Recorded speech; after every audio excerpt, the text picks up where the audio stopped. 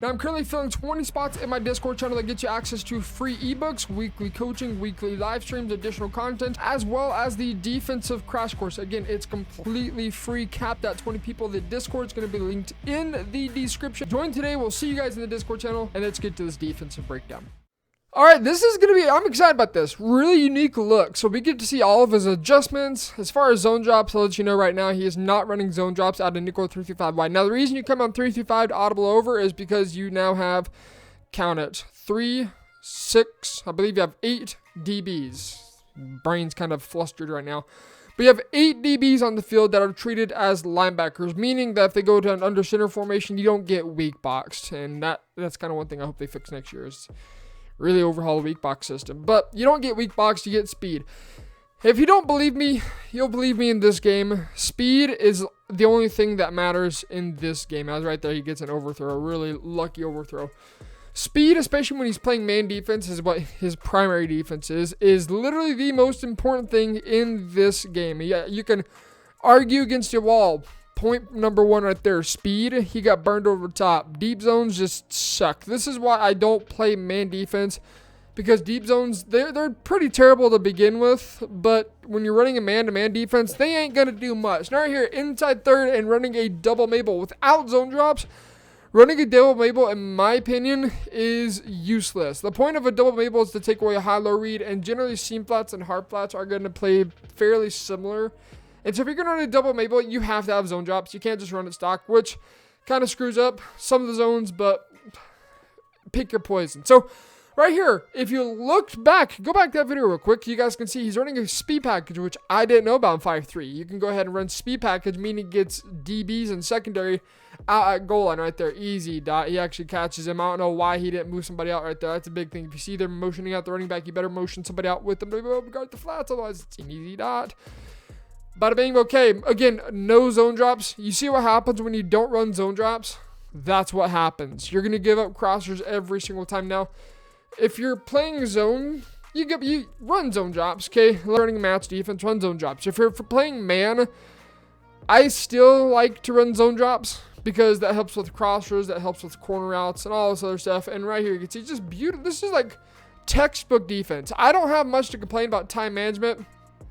Time management, I think, was decent. Of course, you can always get better about time management and letting the clock wind down and all this other stuff. I mean, everybody can get better at that no matter what the game is.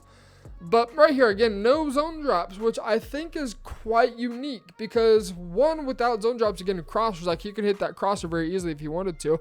So you have to guard crossers, you have to guard skinny posts. And without zone drops, it makes life miserable. Makes it a lot more difficult. Zones already suck as is. Defense is already tough. But to make it even harder on yourself, questionable. So gun tight slots HB weak. Okay, right here. Corner of the table, Texas. Good grief.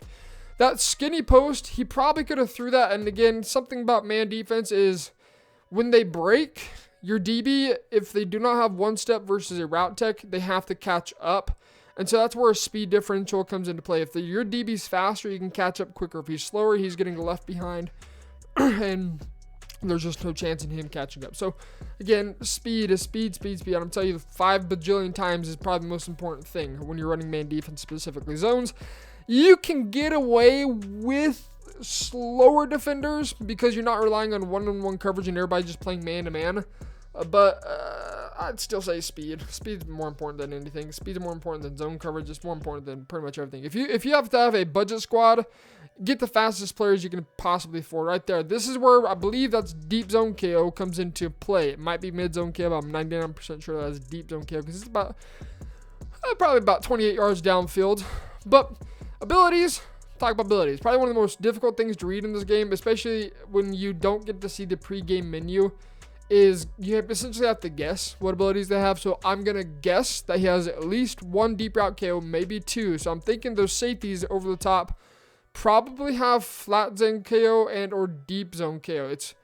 I'm thinking it's one of the two because he puts them in deep zones and he puts them into the flats. He'll often take the inside third and drop it into a curl flat, and then the linebacker on the opposite side drop him into a hard flat. Now he does have auto flip turned on for this defense. if you're running any nickel package, auto flip is critical. You better be running an auto flip on a nickel so you can get your nickel corner on the right side of the ball, or aka the strong side of the ball. Otherwise, it just makes their lives a lot easier to be able to just run the ball on you. Now, right here, again, he's just trying to be his man-to-man, and acrobat. That's acrobat right there. Go crazy. Get lucky. I'm going to put it like that. I say on a low ball pass, which that was a low point pass, I'm throwing that too. All right, especially against the deep zones, and deep zones just not doing much. I'm throwing that. Now, big difference, little offensive tip between posts and crossers. Crossers are deeper, posts are shallower. Meaning, if you're going against a deep zone and you do not have a clear out route, put a post route. If you have a clear out route, put a crosser. That's the difference between the two. You don't have to have a clear out for a post, for a hot routed post from the slot. Let me clarify that. From the outside, you can lowball it, but you got to know the route combination behind it. If you want to learn that, you can go ahead and check out the Discord link below. But right here, again, pretty good defense. Don't know what his user is doing right there. That was his only assignment. He should have just stayed to it, and that would have been a pretty good bag right there. But 1st and 10, here we go. Gun HB strong. Watch the wheel routes. Nope, no wheel route. Okay, we can go ahead and peel off in the crosser. He's going to go ahead and take the dig route, and he gets right there. He forces check down. So it's 21-21. In this situation on defense, you want to make this drive last. You want to try and get them into the 4th quarter, because then when you get ball back, if you've even managed to chew, like, I don't know, maybe a minute and a half off, that is definitely not open. That's a throwaway. I don't know how that should be intentional grounding. It should just, I hate this game, man. This game is just crazy. But where was I? Oh, yeah, time management. I had talked about this quite a bit last time as well. I'm going to go ahead and mention it again because it's critical that you learn this. If he can get him into the 4th and say chew about a minute and a half away, that'll put him about 4 minutes, which 3.5 minutes is so easy to chew away on offense. It's so easy. And again, wheel routes are unguardable. He got a lucky knockout right there. I believe, I don't even know what ability he has on that guy or how he managed to get a knockout. I wish I knew how to get a knockout like that, but time management is defense. I preached this last time. I'm going to preach it again. You're probably going to say, yo, Tease, just shut up about time management. Nope, pick. Easy bag right there. That was not open right there. He might have been trying to throw it away potentially, but right there picked off. Now, again, time management. Given that he had 5 minutes he had to chew, which is pretty freaking difficult. But, yeah, now at this point, this is probably the last drive of the game. Now, yes, I know the outcome of the game. If you guys watch Def and Def, you know the outcome as well. But this could be the last drive of the game if they go into 2-minute warning. Now, at this point on defense, you're basically playing for the coin flip in OT, which is kind of unfortunate. You want to play defense, you want to make them drive, but defense and offense, it's so easy to score. You're playing for time. You're just playing to pray that you get the coin flip on OT. That's pretty much it. So yeah, I don't really have a whole lot more to say about that. So right here, you just got to lock up. You got to play defense. You can't just give them a touchdown. Obviously, you're up 7 points, and time is your best friend. It is such a godfriend. It's a godsend right now. Like, to have the clock on your side and be up 7, there's no way you can choke these kinds of games away unless you just play really. Okay, well, okay. Whoever that card is, I need that card.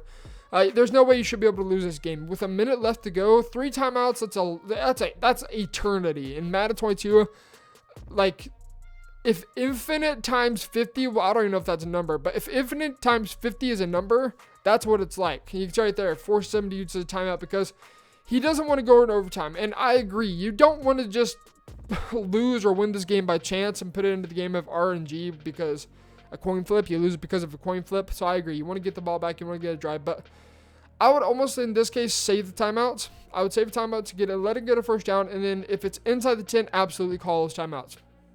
But again, risk reward, right? Or you're going to let it to the RNG gods and pray that you get the coin flip or not. So right here, 47 seconds, 3rd and 8, send the blitz. Now, I'm not sending like an insane blitz. I'm sending 5, okay? I'm doing exactly what Clef's doing right here. Send 5, protect the inside, right there, dot. That was just a good read. And now right here, this is the end of the game. You can see right here what's going to end up happening. But if you guys are new to the channel, hit that subscribe button. And the Discord link below also is free. You guys can go ahead and check that out. I'll describe exactly what's going on with that. 16 people or 17 people left. And we'll catch you guys in the next one. Even when you feel low, you can still go. Even when you feel slow, you can still go. Even when there's no hope, you can still go. I never answer to no, man, I still go.